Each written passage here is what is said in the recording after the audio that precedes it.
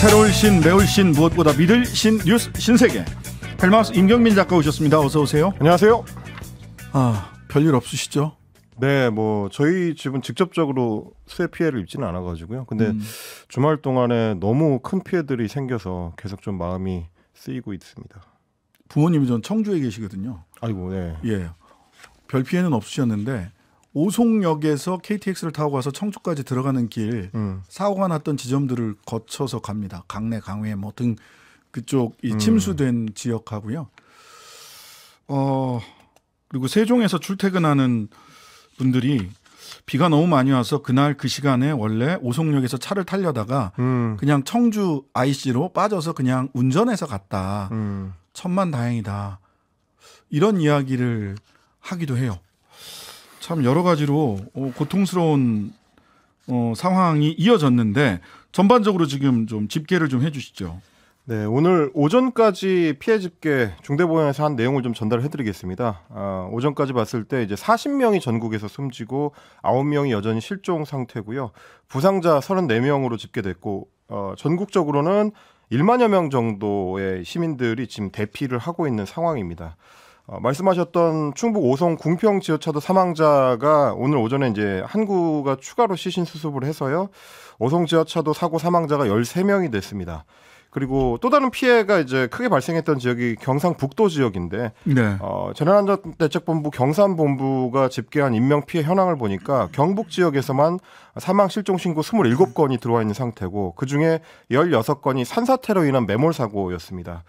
피해 발생 지역 대부분 이제 경북 북부 지역에 집중이 된 상태인데 보니까 산사태로 인한 인명피해의 대부분이 산의 비탈면이라든지 계곡 주변에 위치한 그 산지마을에서 나왔습니다.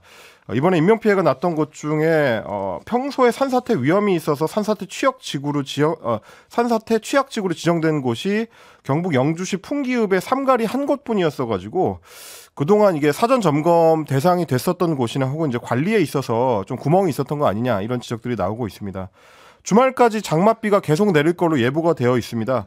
특히 내일 새벽에는 충청도 지역이라든지 전라북도 지역이라든지 그렇지 않아도 피해가 큰 지역들로 또 비구름이 강한 띠 형태로 이루어질 걸로 이제 예보가 돼 있는 상황이라서 걱정이 많이 되는데요. 비 피해 없도록 미리 좀 대비를 하실 필요가 있겠습니다. 네, 돌아가신 분이나 또는 이재민으로서 지금 임시 숙소나 이런 것에 거처하고 계신 분들 명복을 빌고 또 그분들 조금이라도 좀 불편이 덜해졌으면 좋겠다. 이재민 분들은 이런 생각 들고요. 이번 주 내내 우리 촉각을 곤두세우고 있어야 되겠다라는 생각을 하게 됩니다. 자, 윤 대통령 오늘 새벽에 귀국을 했고 앉아만 있지 말고 현장 둘러보라 공무원들 질타를 했습니다. 그렇습니다. 오늘 오전에 중앙안전대책본부 회의를 직접 주재를 했습니다. 이 자리에서 이제 복구 작업과 피해 지원 그리고 후속 조치 등을 신속하게 추진하라는 점을 강조를 했고요. 그러면서 얘기한 게 앞으로 이러한 기후변화의 상황을 늘상 있는 것으로 알고 대처를 해야지 이거를 이상현상이니까 어쩔 수 없다는 식의 인식 완전히 뜯어고쳐야 된다라고 강조를 했습니다. 그러면서 특히 말씀하신 대로 국민 안전을 담당하는 공무원들은 집중호우가 올 때 사무실에 앉아만 있지 말고 현장에 나가서 상황을 둘러보고 미리미리 대처하라라고 지시를 했는데 오늘 이제 언론에서 지적하는 부분은 정작 대통령 자신은 호우 대응에 있어서 이제 현장으로 나가는 모습을 보였느냐라는 점이었습니다. 그때 우크라이나 계셨잖아요. 그렇습니다. 그리고 이제 귀국 일정을 미루고 이제 우크라이나에 갔었던 그 지점을 이제 언론들이 지적을 하는 건데 이번에 피해가 집중된 경북 지역 그리고 충청 지역에는 지난 13일부터 집중호우가 이어지고 있었기 때문에 홍수라든지 산사태에 대한 피해가 이미 예상이 되고 있는 상황이었고요. 그 시간에 이제 대통령은 귀국 대신에 우크라이나 방문을 선택했다라는 게 언론들의 지적입니다.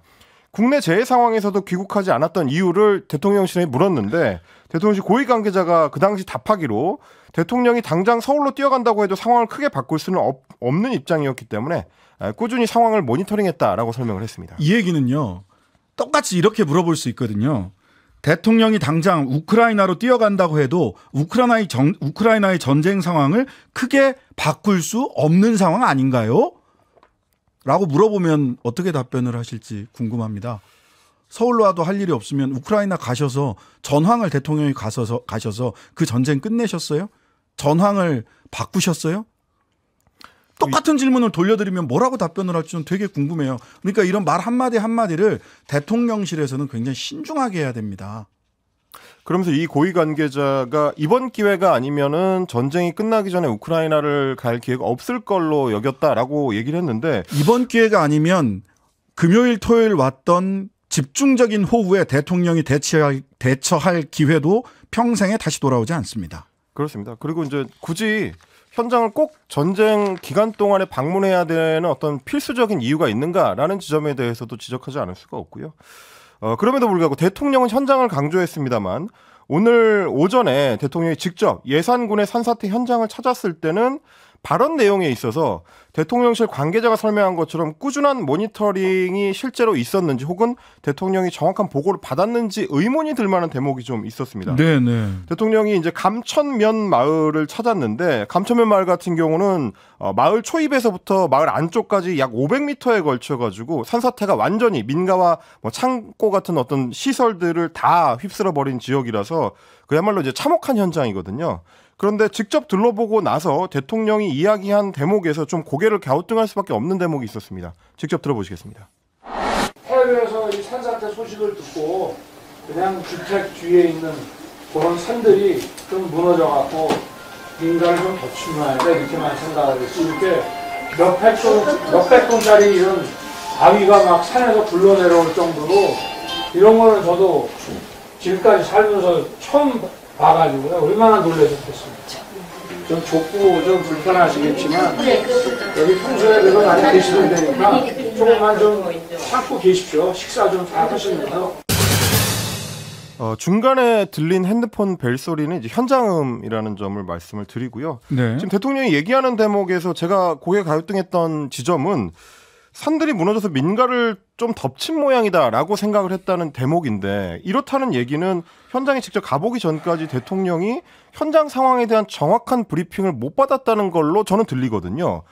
이게 문제가 감천면 마을의 이 참혹한 상황에 대해서는 제가 이제 주말 동안에 계속 뉴스 모니터링을 하면서도 지속적으로 화면으로 확인을 했던 내용이고요. 그리고 뉴스를 챙겨본 국민들은 대부분 알고 계셨을 상황입니다. 네. 그런데 정작 실시간으로 수시 보고를 받았다고 하는 대통령이 전혀 상황을 다르게 인식하고 있었다는 얘기가 되는 거라서, 그러면 대통령실에서 이야기했던 것처럼 계속해서 꾸준히 상황을 모니터링했다는 설명이 맞느냐, 혹은 대통령실에서 대통령한테 상황 설명을 정확하게 전달을 못했다는 얘기가 되는 건가라는 의문이 드는 거고요. 지난해 헬로윈 참사 때, 헬로윈 이태원 참사 직후에 현장을 찾았던 대통령이 그 당시에도 피해자들 사인에 대해서 뇌진탕이다라는 좀 엉뚱한 이야기를 해서 그때도 마찬가지로 제대로 상황 보고를 받은 거 맞느냐라는 얘기가 나왔었습니다. 작년 수해 때도 신림동 그 반지 합방 갔을 때 제대로 상황 보고를 받지 못하고 간 것처럼 그렇습니다. 이야기를 했잖아요. 여기서 뭐 몇 사람이 뭐 이런 등등등의 이야기를 하면서. 그러니까 이제 국민들이 오히려 좀 걱정이 될 수밖에 없는 거죠. 대통령한테 상황 보고가 제대로 되고 있는가라는 거고, 바로 이런 문제 때문에라도 어쨌든 대통령이 빨리 귀국해서 상황 파악을 정확하게 했어야 된다라는 지적이 나오는 겁니다. 그리고 상황 파악이 잘 안 돼 있으면 대통령께서 원론적이고 원칙적인 이야기만 하시면 됩니다. 예. 불안해요. 이렇게 되면 대통령에게 정확하게 보고가 되는가, 대통령이 정확하게 상황을 파악하고 있는가, 이런 생각을 국민들이 하게 되면 더 불안해지거든요.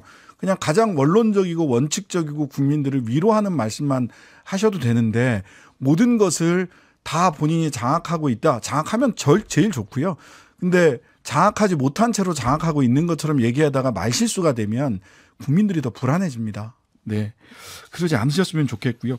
현장에 나가 있던 원희룡 국토부 장관 관련해서도 또 말들이 많습니다. 그렇습니다. 대통령은 현장으로 나가라는 점을 강조를 했지만 현장에 나갔다고 해서 잘할 수 있느냐는 또 별개인 것 같습니다. 국토부 원희룡 장관 같은 경우는 참사 현장을 갔다가 소위 견인차 길막 기자회견이라는 논란을 일으켰는데, 견인차가 지금 들어가야 되는데 이거를 이제 국토부 장관하고 이게 기자들이 막아서는 장면이 연출되면서 현장 관계자가 자리를 비켜달라고 요청하는 상황까지 벌어졌습니다. 그 당시의 상황 일단 직접 들어보시겠습니다.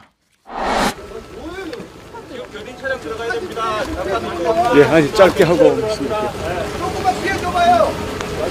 아주 비극적인 사고에 너무 참담한 마음입니다. 죄송합니다. 저 죄송합니다. 지금 견인차 들어온다고 해서 조금만 피해달라고 하니까. 예. 우선 좀 잠깐만 피해주시죠. 상황 설명을 드리자면 현장을 찾았던 원희룡 장관한테 이제 기자들이 이제 질문을 하려고 하니까 장관이 이제 자리를 잡고 기자회견을 하려고 합니다. 그런데 사실 마침 그 상황에서 터널 안에 들어가서 이제 차량을 이제 견인하려고 했었던 견인 차량들이 들어오고 있는 상황이었고요.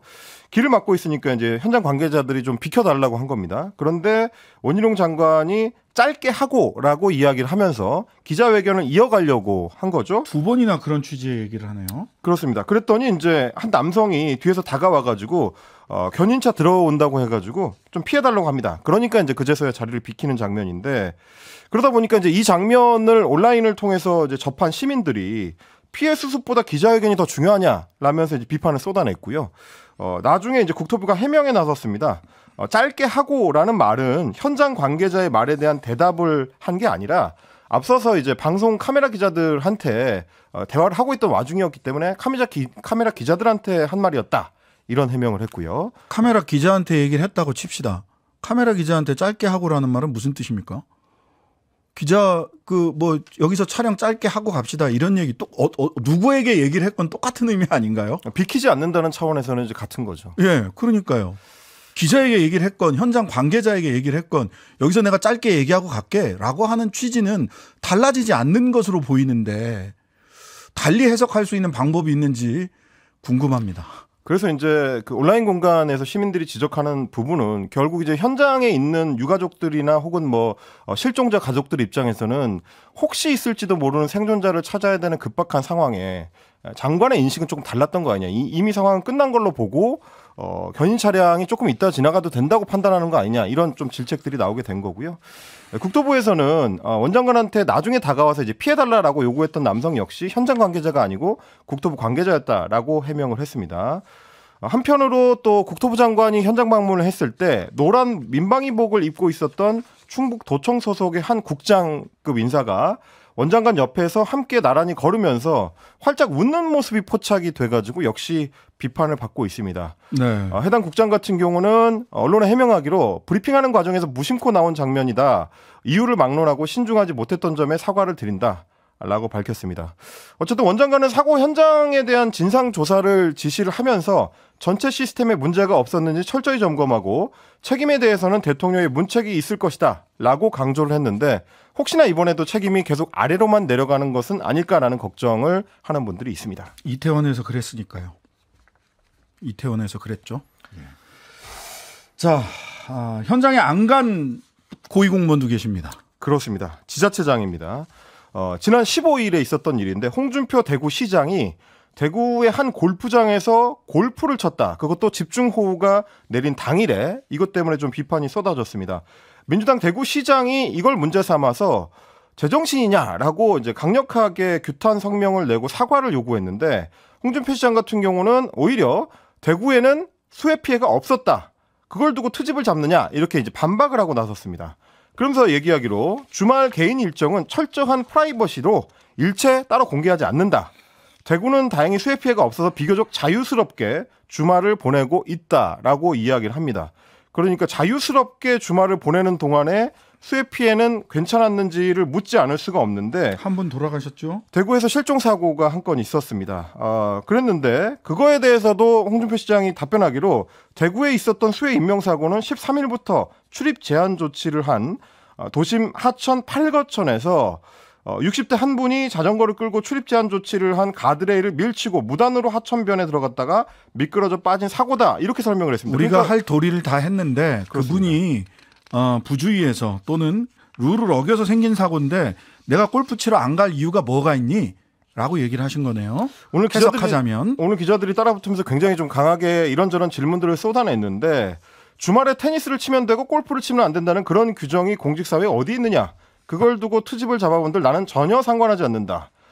공직자들의 주말은 비상근무 외에는 자유다. 이렇게 얘기하면서 기자들을 향해서 기자들은 주말에 나오라고 하면 그냥 나오느냐라고 되묻기도 했는데요. 비상근무가 걸리면 기자들은 당연히 주말에 출근합니다. 그리고요. 2006년에 이런 일이 있었습니다. 2006년 3.1절에 당시 이해찬 국무총리가 3.1절 날 골프 쳤다고 해서요. 2주 뒤에 사임했어요. 3.1절에 어떻게 골프를 치냐. 이것 때문에. 사임했습니다. 사임. 이렇게 당당하셔도 되는 건지 묻지 않을 수 없습니다. 저는 뭐 골프를 안 치는 사람이라서 그런지 모르겠는데 골프가 그렇게 굉장히 중요한 스포츠인가 봐요. 고위공직자들이 수해 발생이 우려되는 상황에서도 꼭 가야 될 정도로 좀 의문이 좀 듭니다.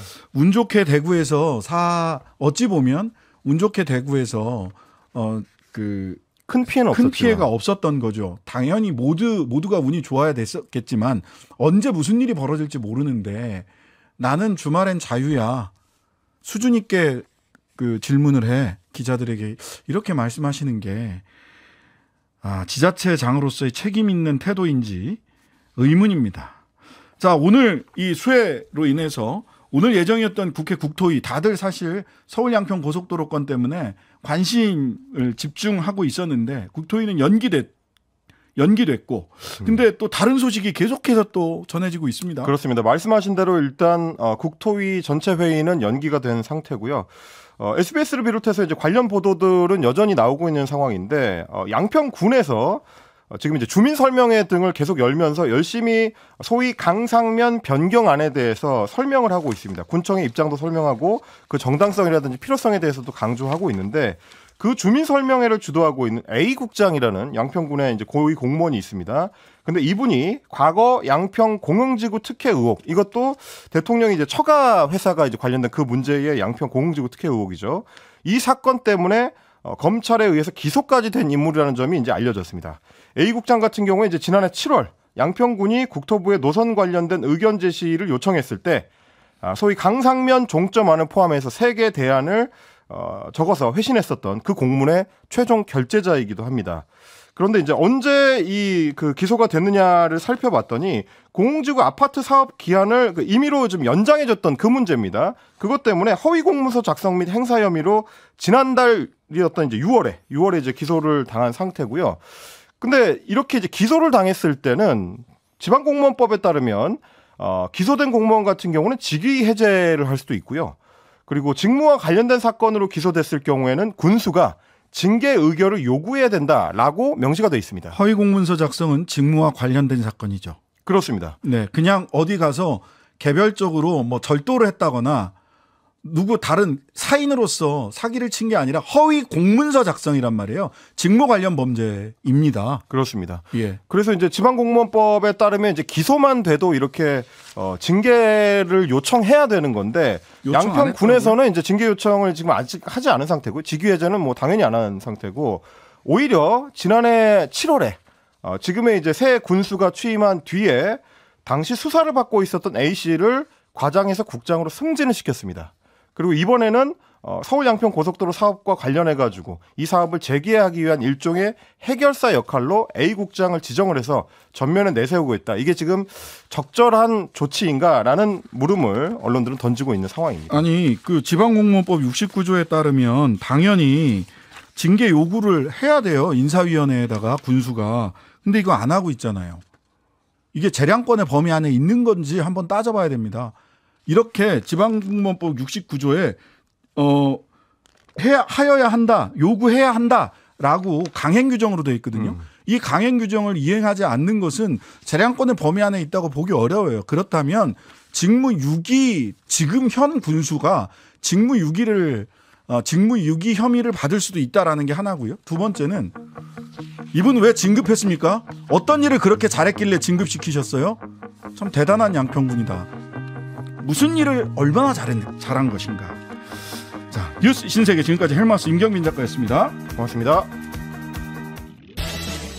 하루 종일 기다려지는 진짜 시사. 평일 저녁 6시 5분 신장식의 뉴스 하이킥.